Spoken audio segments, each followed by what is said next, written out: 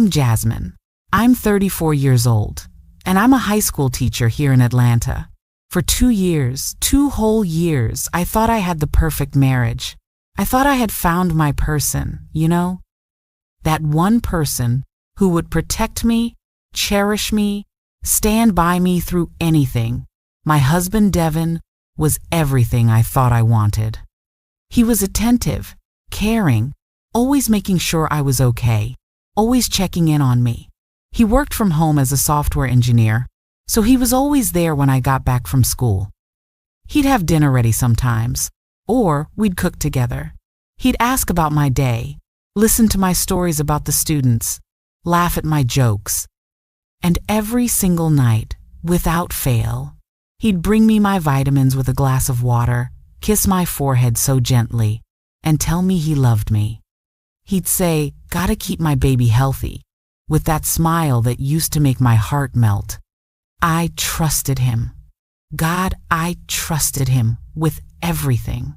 With my heart, with my life, with my future. I gave him every piece of me, held nothing back.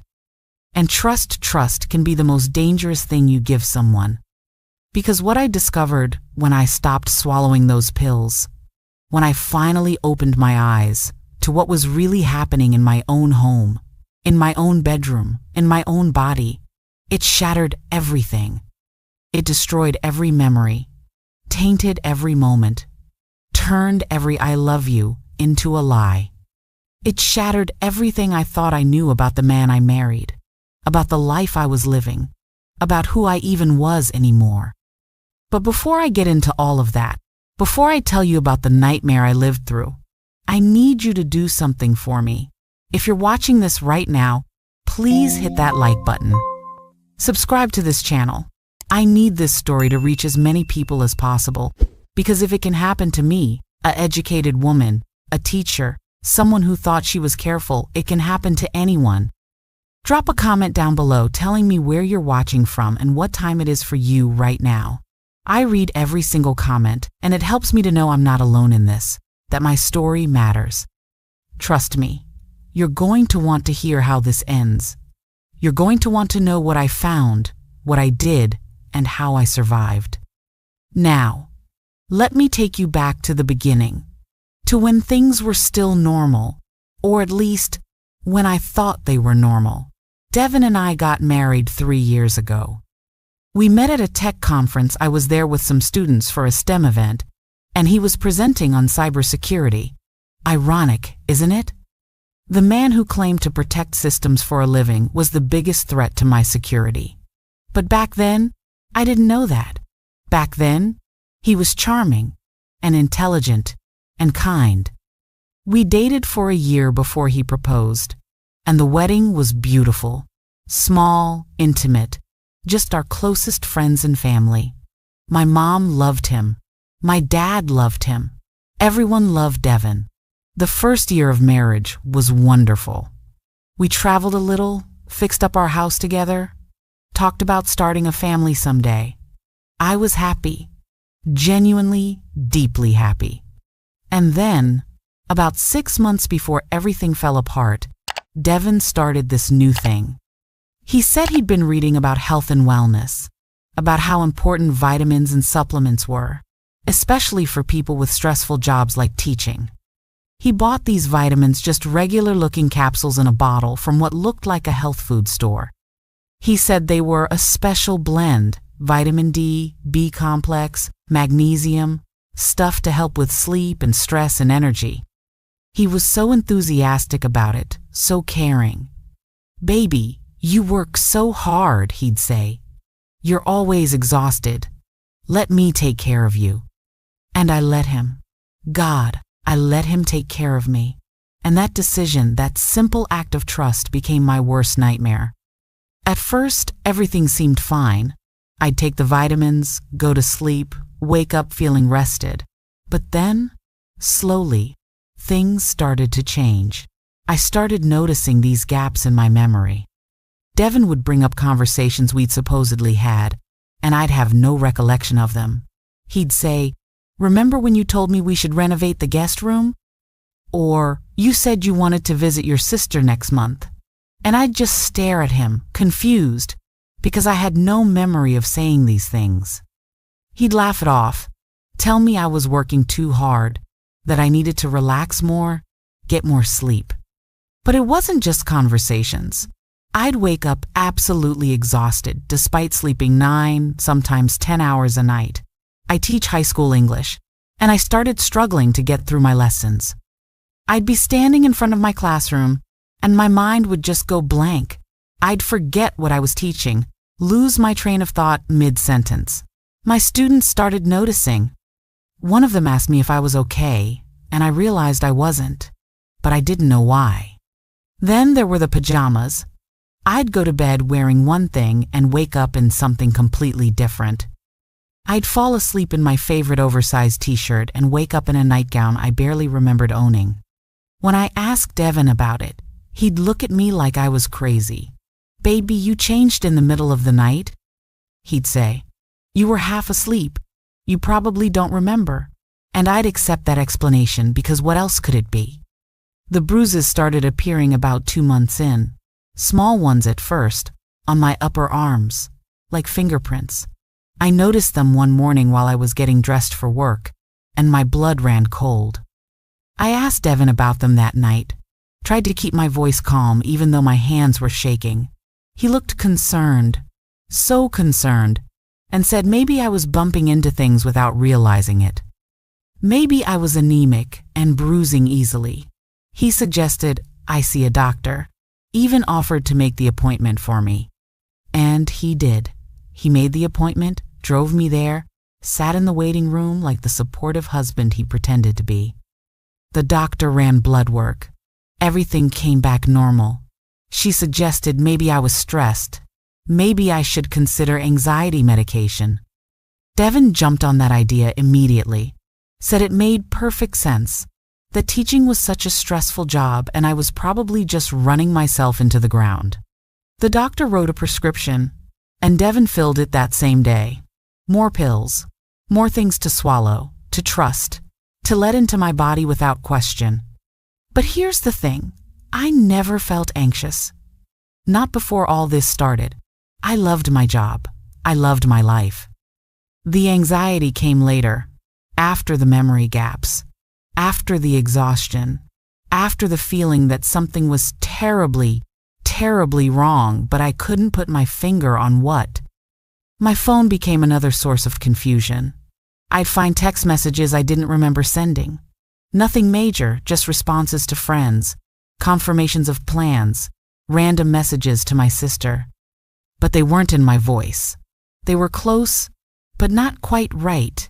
Too short, too formal, missing my usual emojis and exclamation points. When I mentioned it to Devin, he said I was probably texting before I was fully awake, that it happened to him all the time. And again, I believed him. Because why wouldn't I? He was my husband. He loved me. He had no reason to lie to me. At least, that's what I thought. Things escalated about 4 months in. I was at school during my planning period, and my best friend Keisha called me. Keisha and I have been friends since college. She knows me better than almost anyone. She asked me if I was okay, said I'd seemed off lately when we'd hung out the previous weekend. She said I seemed like I was on something, that my eyes looked glazed over and I was moving slowly, speaking slowly, like I was sedated. I was horrified. I told her I wasn't on anything except vitamins and the anxiety medication the doctor prescribed, but even as I said it, doubt crept into my mind. That conversation with Keisha stayed with me. I started paying more attention, started questioning things I'd been accepting without thought. And that's when I noticed the locked drawer in Devin's home office. Devin's office was always off limits. During work hours, I respected that. He said he dealt with sensitive information for his clients and needed privacy. But one afternoon, I got home early from school because of a teacher workday, and I went to his office to ask him something. The door was open, which was unusual, and he wasn't at his desk. He'd probably gone to the bathroom or to get a snack, And there, in the bottom drawer of his desk, I saw a padlock. A physical padlock on a drawer that had never been locked before in our entire marriage. My heart started racing. I stood there staring at that lock, and every instinct in my body screamed that something was wrong. When Devin came back, I asked him about it as casually as I could. "Hey, when did you start locking that drawer?" He barely looked up from his phone. "Oh, that.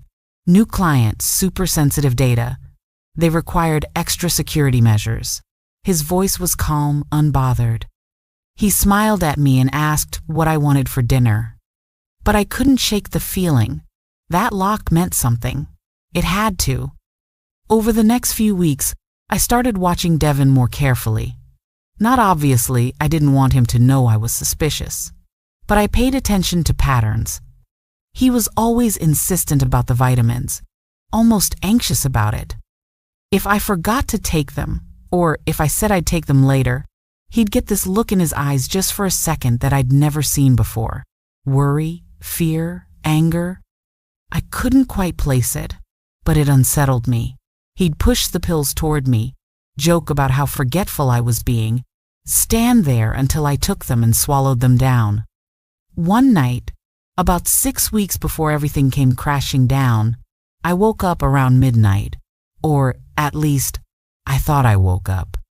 My mind was foggy. My body felt like it weighed 1,000 pounds, but I was conscious enough to hear Devin on the phone in the hallway. His voice was low, hushed, but I heard fragments. "Tuesday night. Yeah, same price. She'll be out cold, don't worry." My blood turned to ice. I tried to move, tried to get up and confront him, but my body wouldn't respond. It was like being trapped in a nightmare where you try to scream but no sound comes out. I drifted back into unconsciousness before I could hear anything else. The next morning, I convinced myself I dreamed it. I had to have dreamed it. Because the alternative that my husband was talking about me being out cold to someone on the phone was too horrifying to consider. Devin was normal at breakfast, kissing me goodbye before I left for work, telling me he loved me.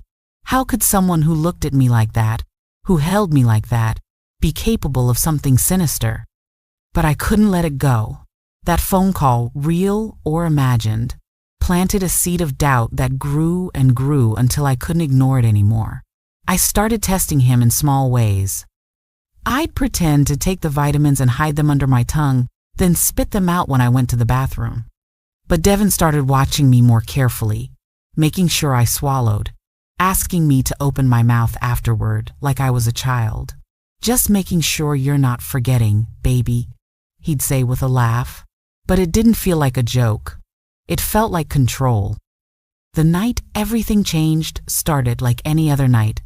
Devin brought me my vitamins and a glass of water at 10:30 p.m., right on schedule. He sat on the edge of the bed, watched me take them, kissed my forehead. "Sweet dreams, beautiful," he whispered. I felt the familiar drowsiness start to creep in within minutes, that heavy, pulling sensation that made my eyelids droop and my thoughts scatter. But something was different that night. The pills tasted slightly off, not bad exactly, just different. Like they'd dissolved faster than usual, left a bitter aftertaste that wasn't normally there, and for the first time, real fear cut through the fog. What if I wasn't imagining things? What if Keisha was right? What if something really was wrong with those vitamins? I made a decision in that moment that probably saved my life. I was going to fight the drowsiness. I was going to stay awake and see what happened after I was supposed to be unconscious. It was the hardest thing I've ever done. The pull towards sleep was overwhelming, like being dragged underwater by a current. My body felt so heavy. My mind kept trying to shut down. But I focused on the fear, let it keep me alert. I thought about that locked drawer, about the phone call I'd overheard, about the bruises and the memory gaps and the feeling that I was losing myself piece by piece. I dug my fingernails into my palms until it hurt. I bit the inside of my cheek. I counted backward from 1,000. Anything to stay conscious. Devin came to check on me about 30 minutes later. I heard the bedroom door open softly, heard his footsteps approaching the bed. I kept my eyes closed, kept my breathing deep and even like I was asleep. I felt him lean over me, felt his breath on my face. He was checking to make sure I was out. After what felt like forever, he straightened up and left the room, closing the door behind him. I lay there in the darkness, my heart pounding so hard I thought he might have heard it. I was terrified. I didn't know what I was waiting for, what I expected to happen, but every nerve in my body was screaming that I needed to stay alert. At 11:47 p.m., I'll never forget the time, because I was watching the clock on my nightstand, using it as an anchor to stay conscious. Devin came back into the room. He didn't turn on the light. He moved quietly, carefully, and through my barely open eyes, I watched him pull something from his pocket. He stood over me for a long moment, and I had to fight every instinct not to flinch, not to react. Then he left again. The house was silent after that. I waited, listening to every creak and groan of our home. At 2:13 a.m., I heard Devin's footsteps in the hallway. But they weren't going toward the kitchen or the bathroom. They were going downstairs. And not just downstairs, I heard the distinctive sound of the basement door opening. We barely used the basement. It was unfinished, mostly storage. Nothing interesting down there. Or so I thought. Why would Devin be going down there at 2 a.m.? I waited 5 minutes, the longest 5 minutes of my life, and then I slowly sat up. My head spun. My body felt like it was moving through molasses, but I forced myself out of bed. I crept to the bedroom door and opened it inch by inch, terrified it would creak and give me away. The hallway was dark. I moved toward the stairs, my bare feet silent on the carpet. As I got closer to the basement door, I heard something that made my blood run cold. Voices, plural. Devin was talking to someone down there. I pressed my ear against the door, barely breathing, straining to hear. Should be good for another few hours. That was Devin's voice. You're sure she won't wake up? An unfamiliar male voice, gruff and low. Never has before. Trust me, man. She's completely out. The dosage I'm giving her, she won't remember a thing even if she does somehow come to. Devin laughed. He actually laughed. I felt like I was going to vomit. I stumbled backward, my hand over my mouth to keep from making a sound. There was someone in our house. Devin had let someone into our house while he thought I was unconscious. And from the way they were talking, this wasn't the first time. I should have called the police right then. I should have run, grabbed my phone, gotten help. But I was in shock. I couldn't think straight. The man I loved, the man I'd trusted with everything, had been drugging me. Intentionally, regularly, and bringing strangers into our home while I was unconscious. The implications hit me like a physical blow. The memory gaps, the different pajamas, the bruises, the feeling that something had happened to me but I couldn't remember what. Oh God. Oh God. What had he done? What had he let them do? I somehow made it back to the bedroom. I don't even remember climbing the stairs or walking down the hall. I just remember suddenly being back in bed, shaking so violently I thought I'd fall apart. I pulled the covers up over myself and I waited, listening to Devin come back upstairs an hour later. He checked on me again, and I played dead, played unconscious, while inside I was screaming. The next morning was one of the most surreal experiences of my life.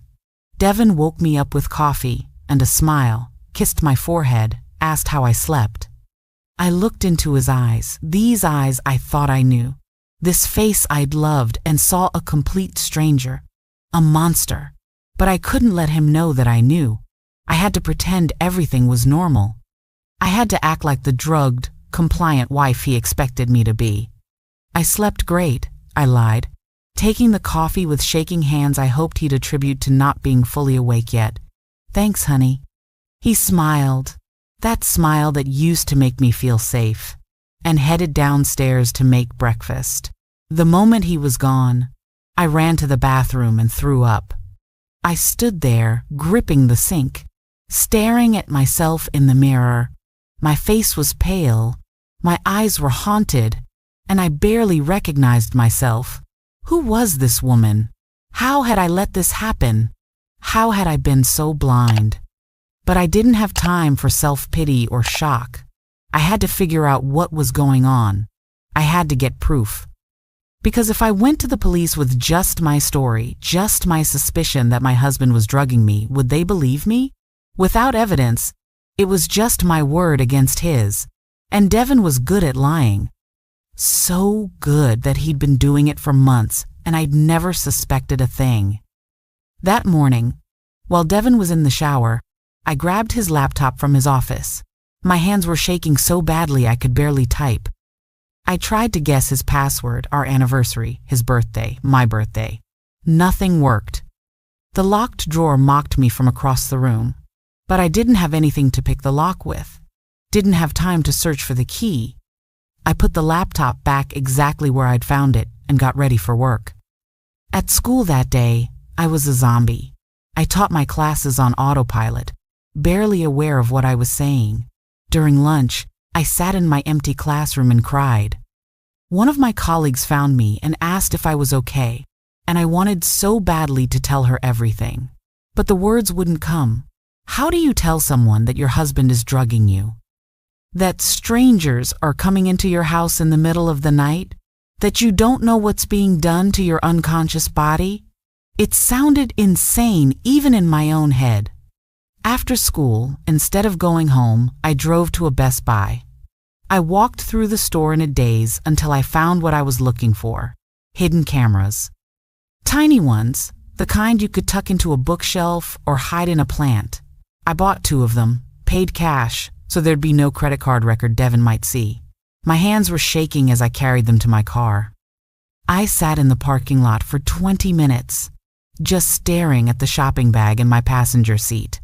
This was it. This was the line I was crossing.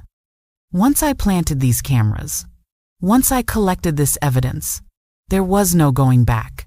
My marriage would be over. My life as I knew it would be over.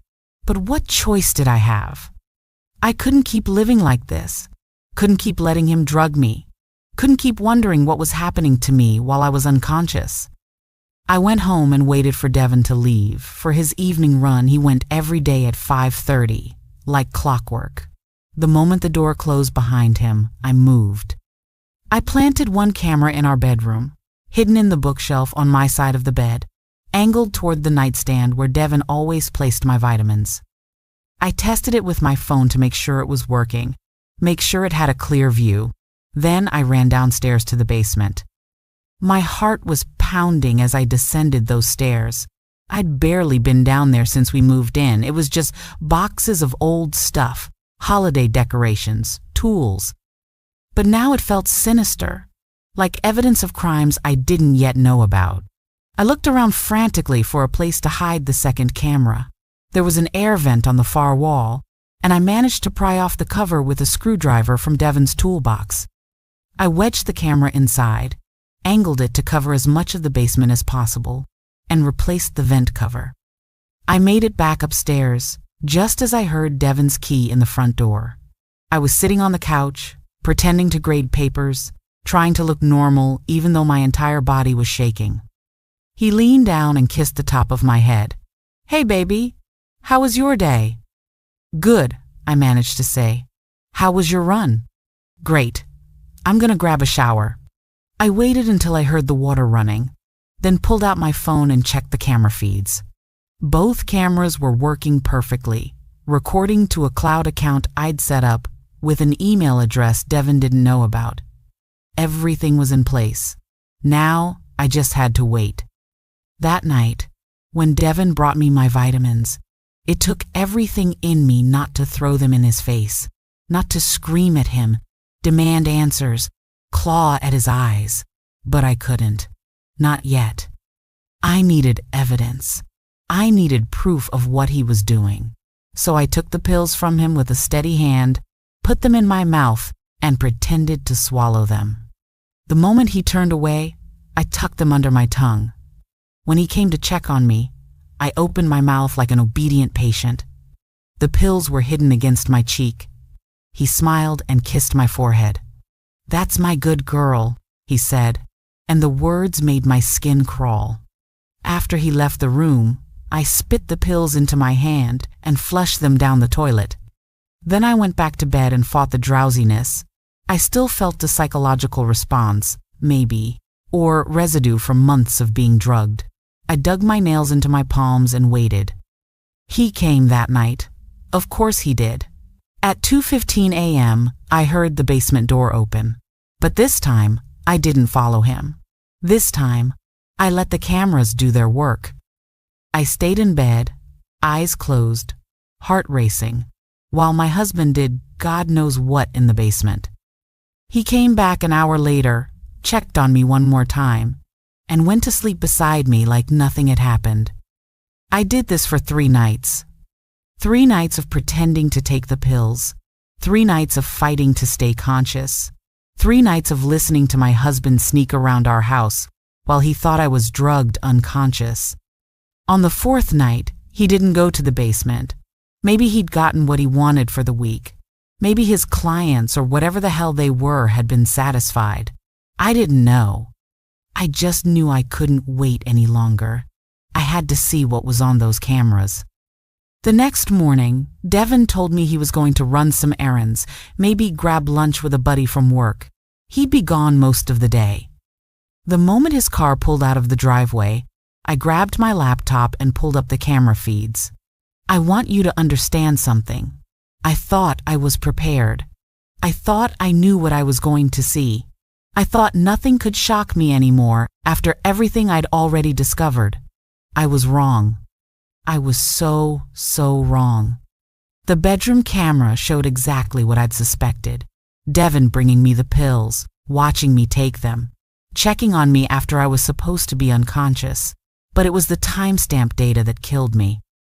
The metadata showed that this had been happening for 7 months.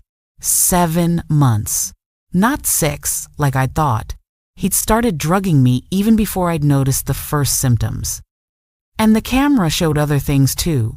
Devin going through my phone while I was unconscious, typing messages, deleting things.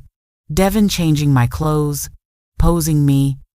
I watched him move my limp body around like I was a doll, and the violation of it, the absolute desecration of my trust, made me want to set the world on fire. But that was nothing compared to the basement footage. I watched my husband, the man I'd promised to love forever, bring men into our house. I watched him lead them downstairs to the basement where he'd set up a camera on a tripod, and I realized what was happening. He wasn't just letting people into our house. He was charging them. He was charging them money to come to our home while I was drugged unconscious upstairs. The camera footage showed him accepting cash, showing them photos on his phone, photos of me, clearly, based on their reactions, and I watched money change hands.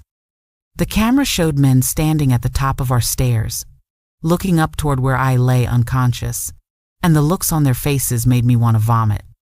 I watched Evan show them something on his laptop in the basement, and they'd laugh, they'd nod, they'd hand over money. The footage didn't show what he was showing them on that laptop, but I could imagine pictures of me, videos of me, content created while I was drugged unconscious, unable to consent, unable to fight back, unable to even know it was happening. I sat there at my kitchen table, watching this footage, and I couldn't breathe. The man I loved, the man I'd trusted with my life, had been trafficking my body. He'd been creating content of me without my knowledge or consent and selling access to it for months.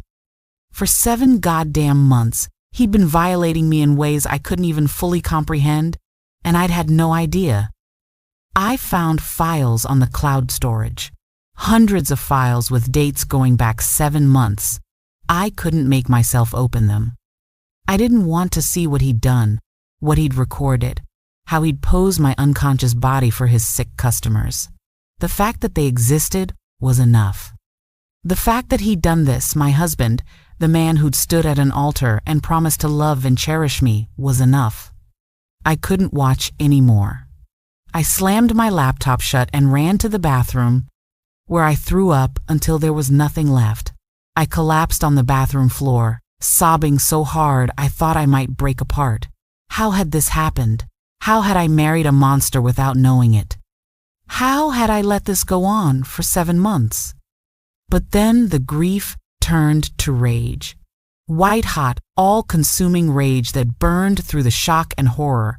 He'd done this to me. He'd violated me, used me, sold me while I slept.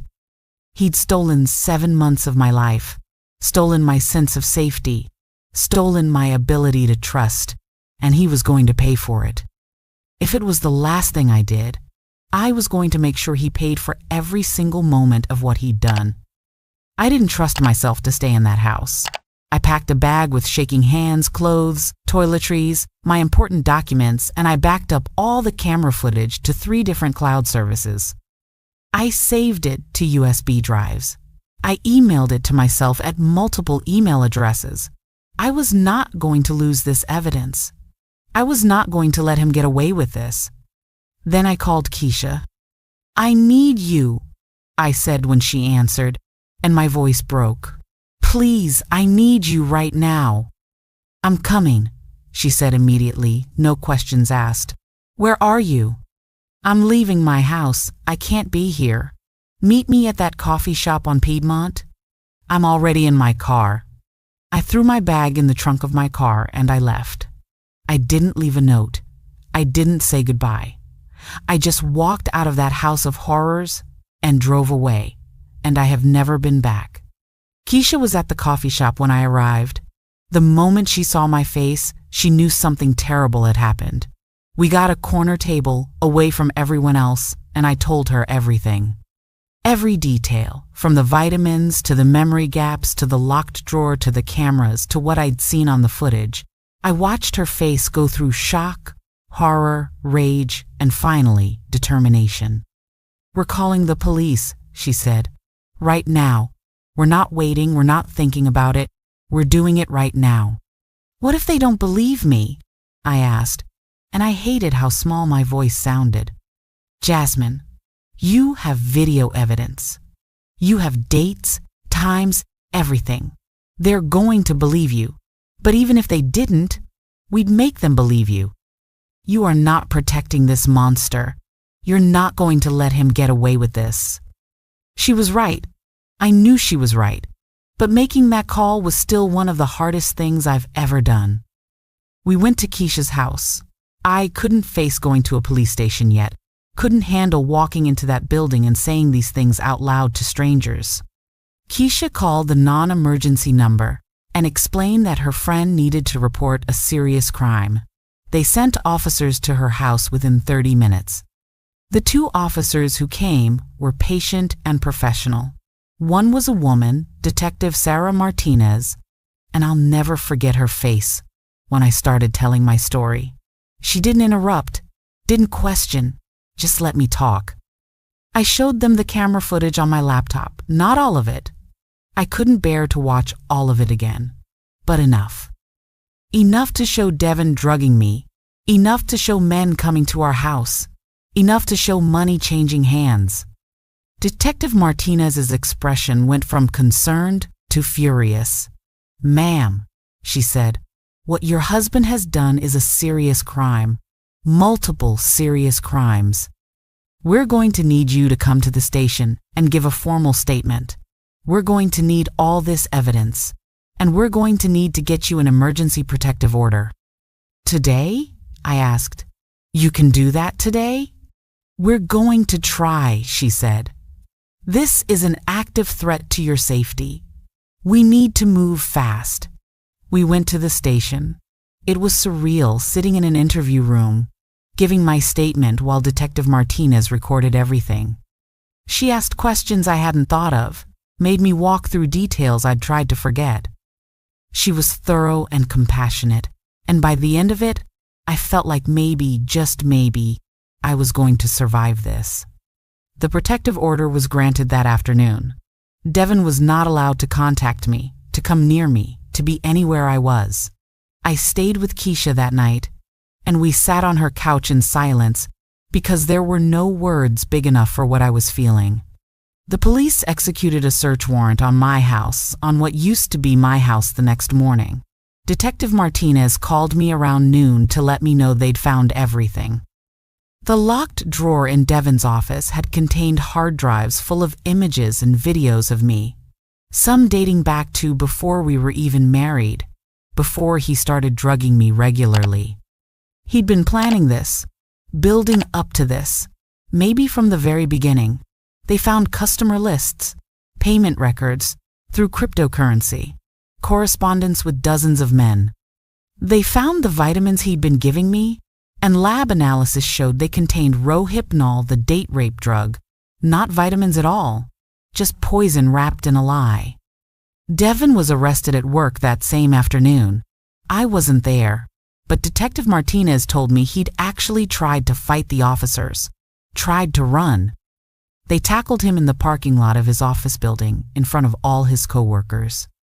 Everyone he worked with, everyone who thought he was just a normal guy, got to see him get arrested for drugging and trafficking his own wife. He called me from jail. I don't know how he got my number. He wasn't supposed to contact me, but my phone rang 2 days after his arrest, and it was him. I almost didn't answer, but something in me needed to hear his voice, needed to hear what he possibly thought he could say to me after what he'd done. "Jasmine," he said, and he sounded so normal, so much like the Devin I'd fallen in love with. "Baby, please, this is all a misunderstanding. I can explain everything." I laughed. I actually laughed, and it sounded unhinged even to my own ears. "Explain what, Devin? Explain how you drugged me for 7 months? Explain how you sold access to my body while I was unconscious. Explain which part exactly." "It wasn't like that," he said, and there was desperation in his voice now. "I never let anyone touch you, I swear. It was just pictures, just videos of you sleeping. Nothing else. I needed the money. We had debt." "We didn't have debt," I screamed into the phone. "We were fine. You did this because you're sick. You did this because you're a predator and a monster, and you saw an opportunity to violate your own wife for profit? Jasmine, please. I hope you rot," I said, and my voice was cold now, dead. "I hope you spend every day for the rest of your miserable life thinking about what you did. I hope you never know peace. I hope the guilt destroys you." I hung up. He tried to call back, but I blocked the number. That was the last time I ever spoke to Devin. The legal process was grueling. I had to testify in front of a grand jury. I had to sit in a room full of strangers and describe in detail what had been done to me, what I'd discovered, how it had felt to watch that camera footage. Some of them cried. One of the men on the jury had to step out of the room because he was so upset.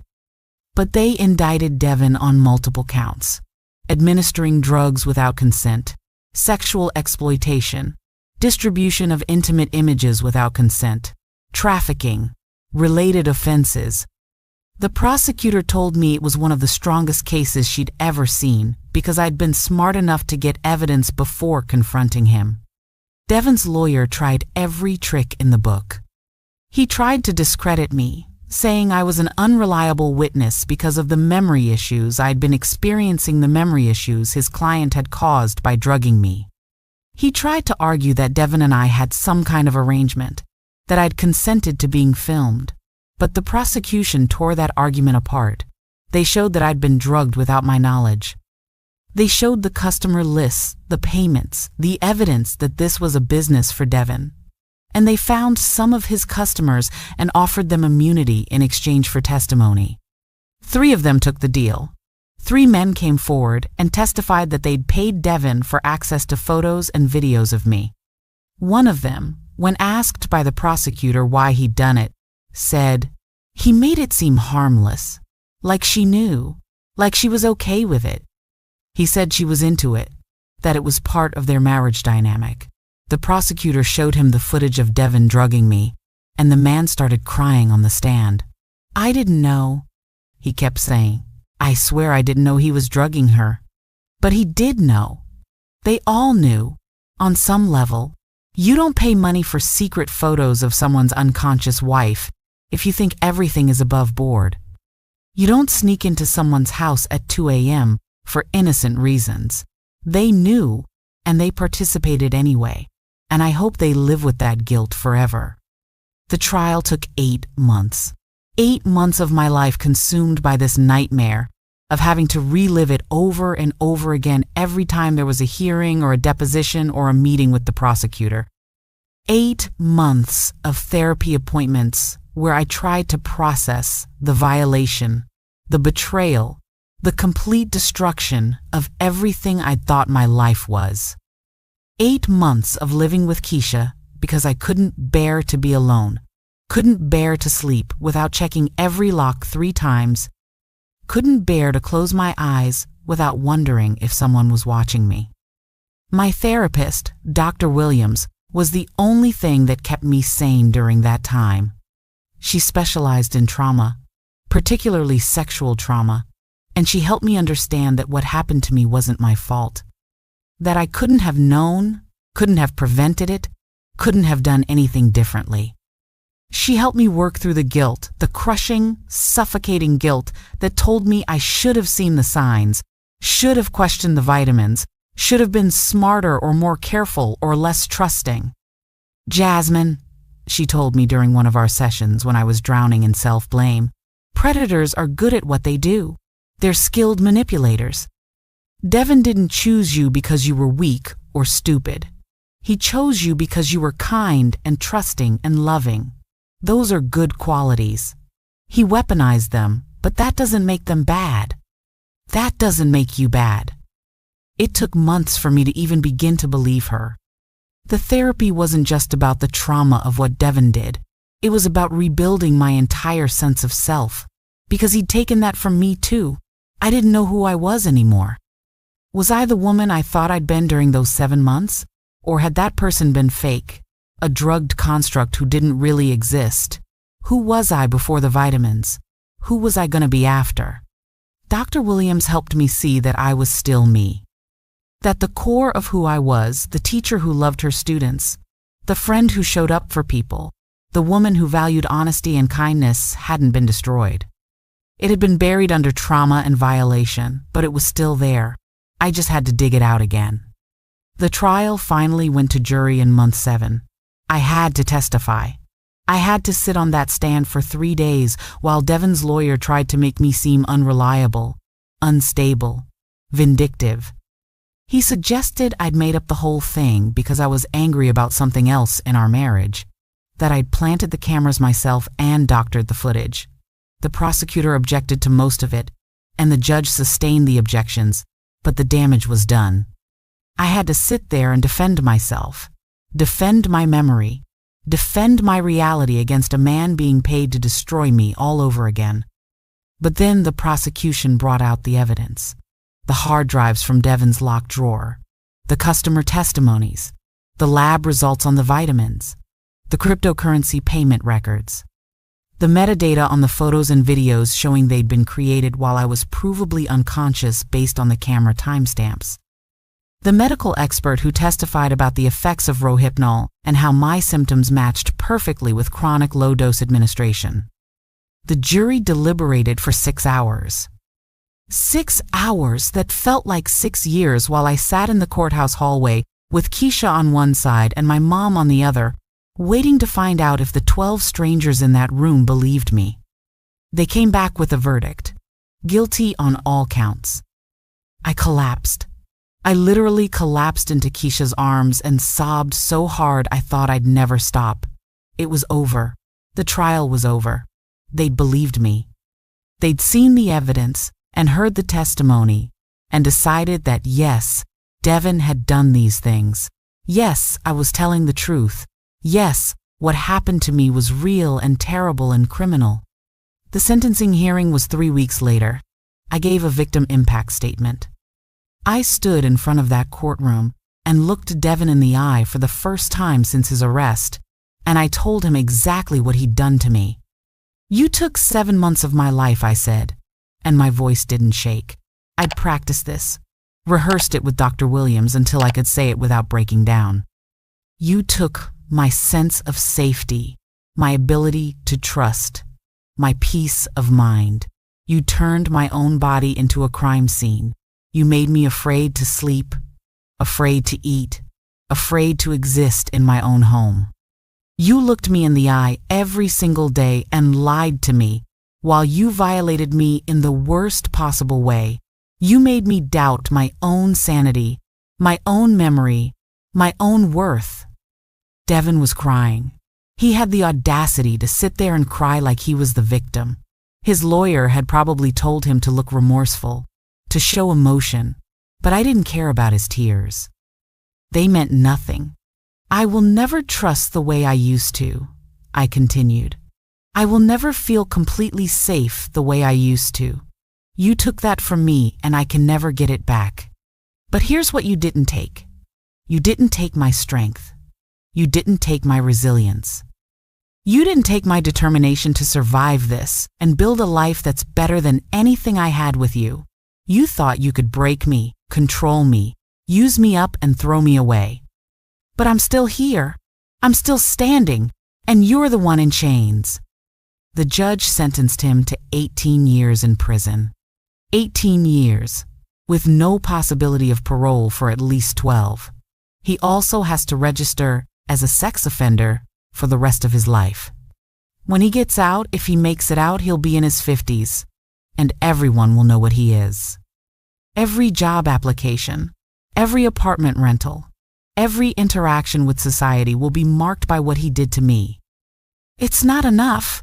18 years isn't enough for 7 months of violation, for the lifetime of trauma I'll carry. But it's something. It's justice, as close as our legal system can provide. The divorce was finalized 6 months after the criminal trial ended. I got everything: the house, though I sold it immediately because I never wanted to see it again, his retirement accounts, his savings.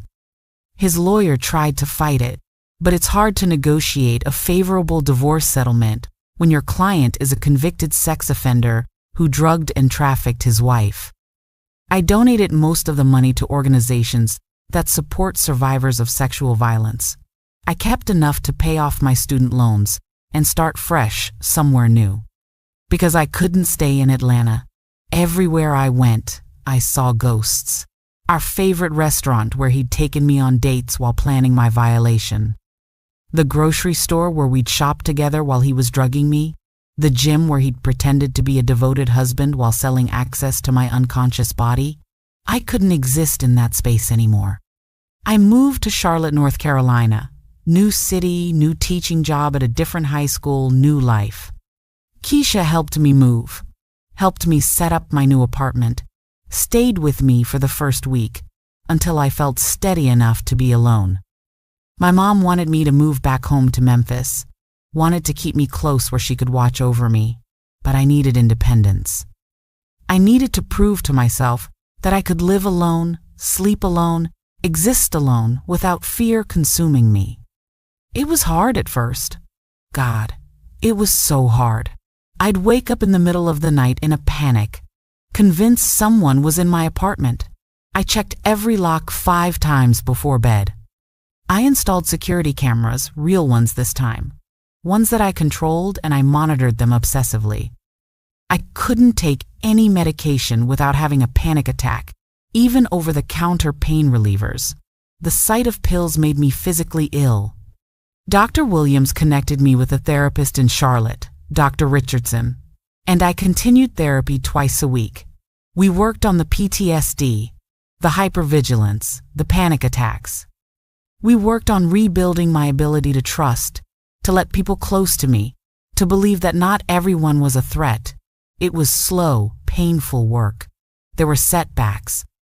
There were days I wanted to give up, wanted to just accept that this broken, terrified version of myself was who I'd be forever. But I didn't give up. I couldn't. because giving up would mean Devin won. It would mean he'd succeeded in breaking me, in reducing me to nothing but fear and trauma, and I refused to give him that. Slowly, so slowly, I barely noticed it happening. I started to heal.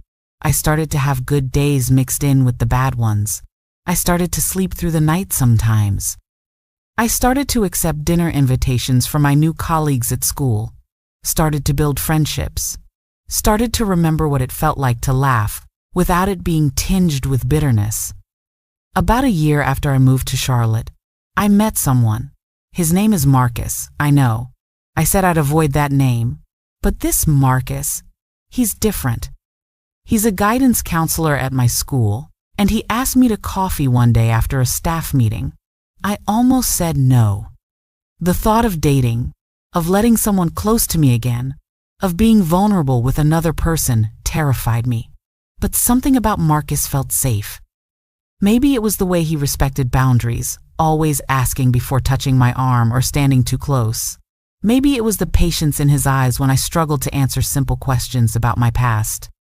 Maybe it was just timing. Maybe I was finally ready to try again. I told him about Devin on our third date. We were sitting in his car outside my apartment, and he just asked if he could kiss me. The question triggered something in me, and before I knew it, I was telling him everything. About the vitamins, the cameras, the trial, all of it. I was shaking by the end, convinced he'd run, convinced no one would want someone as broken as me. Marcus was quiet for a long time after I finished. Then he said, "Thank you for trusting me with that. I can't imagine how hard it was to survive what you went through. But Jasmine, you did survive it. You got yourself out. You got justice. And you're still here. That takes incredible strength. And if you'll let me, I'd like to be someone in your life who makes it easier, not harder. But we'll go at whatever pace you need. No pressure, no expectations. Just let me be here for you." I cried. And then I let him hold me while I cried, and it felt like the first safe touch I'd had from a man in years. We've been together for 8 months now. It's not perfect. I still have moments of panic, still have nightmares, still struggle with trust, but Marcus is patient.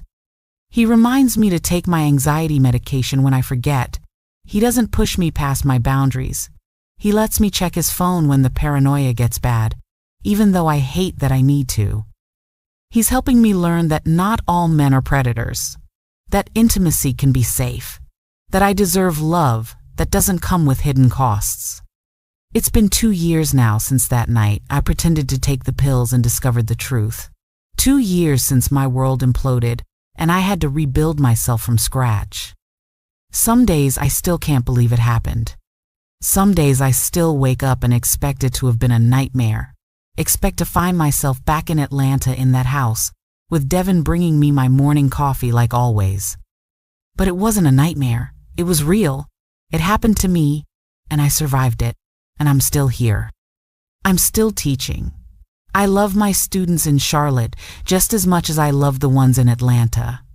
I'm good at my job, and it gives me purpose, gives me something to focus on besides my own trauma.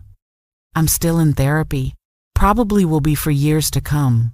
I'm still healing, still learning how to exist in a world where someone I loved hurt me in ways I didn't think were possible. Devin tried to appeal his sentence.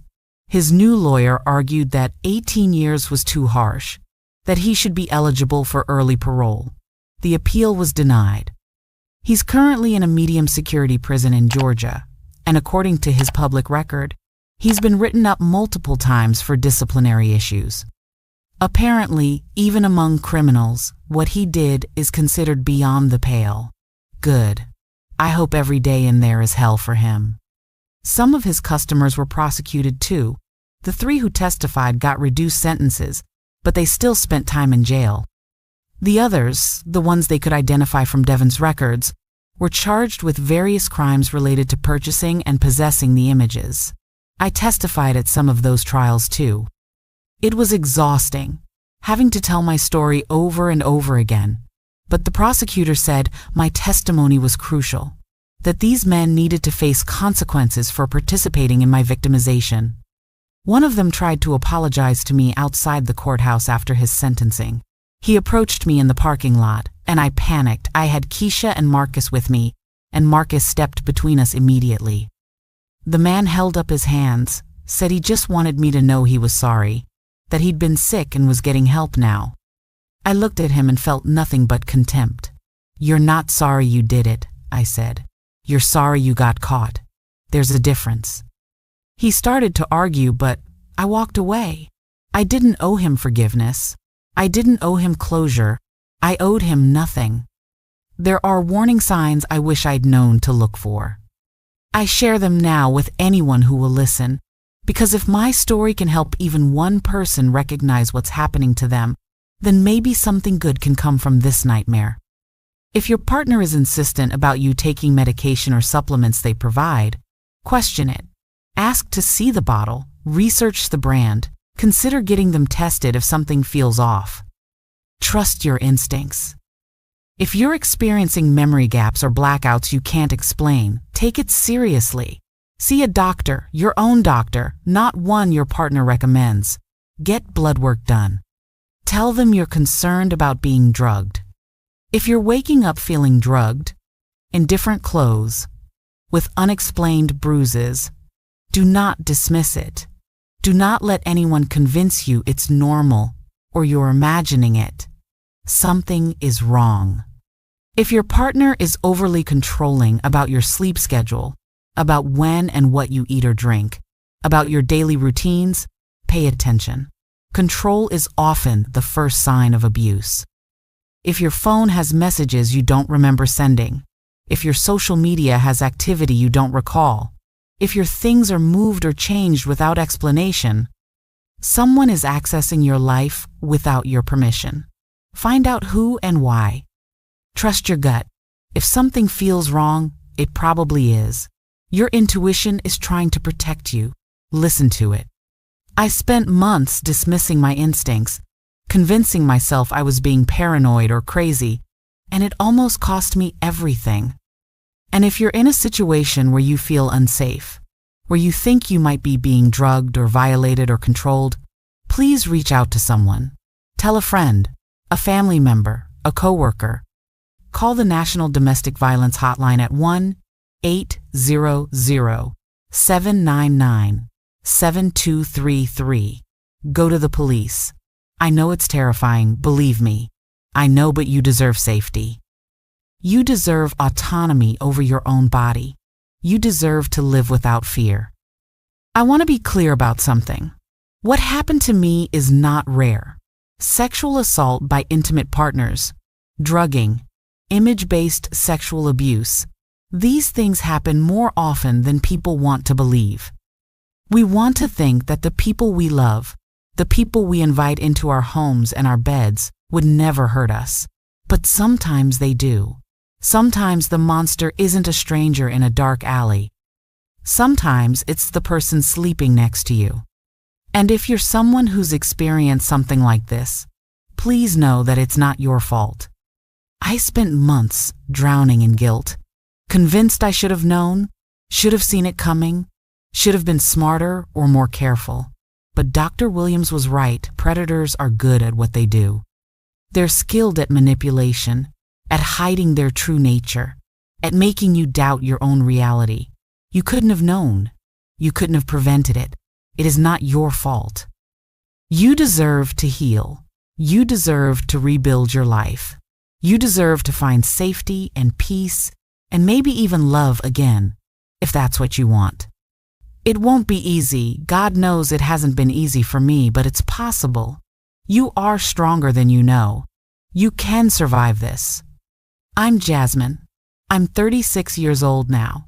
I'm a high school English teacher in Charlotte, North Carolina. I have a partner who respects me, friends who support me, a therapist who helps me navigate the hard days. I sleep in an apartment with good locks and security cameras I control. I take no medication I haven't prescribed for myself by a doctor I trust. I'm healing, slowly but surely, from the worst violation I can imagine. And I'm here to tell you that if I can survive what Devin did to me, if I can claw my way back from that pit of trauma and violation and betrayal, then you can survive whatever you're facing too. You can make it through. You can rebuild. You can reclaim your life from the person who tried to destroy it. Devin took 7 months from me. He took my sense of safety, my ability to trust easily, my innocence about what people are capable of. But he didn't take my strength. He didn't take my resilience. He didn't take my determination to not just survive, but to thrive despite what he did. I'm still here. I'm still standing. And so can you. If you've made it this far in my story, thank you for listening. Thank you for bearing witness to what happened to me. Please, share this video if you think it might help someone. Hit that subscribe button if you want to follow my journey of healing. And drop a comment letting me know where you're watching from, what time it is for you, and if my story resonated with you in any way. Stay safe out there. Trust your instincts. Protect yourself and the people you love. And remember, you deserve safety, respect, and autonomy over your own body. Always. No exceptions. This is Jasmine, signing off. And to anyone out there who's living through something like what I survived, you're not alone. You're believed. You're valued. And you can make it through this. I promise.